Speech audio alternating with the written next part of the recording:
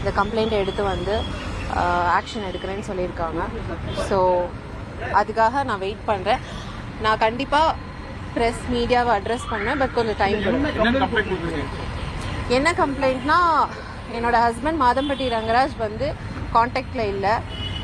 இந்த குழந்தையும் எனக்கும் ஆன ஒரு இதுக்காக நான் ஃபைட் பண்ணிட்டு இருக்கேன். அதை தான் நான் கம்ப்ளைண்ட்டாக உள்ள வச்சிருக்கேன். நான் இப்போ வந்து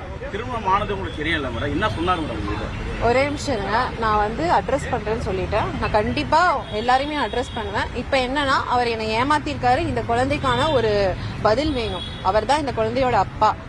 அதை வந்து அவர் வந்து எனக்கு ஒரு பதில் சொல்லணும். ஆமா ஆமா, ஆல்ரெடி பண்ணியாச்சு. It's been years. நாங்க 2 பேரும் கல்யாணம் ஆகி இயர்ஸ் ஆகுது. ஸோ அபார்ட்மெண்ட்ல ஒன்னா வாழ்ந்துட்டு இருக்கோம். அது எல்லாருக்குமே தெரியும்.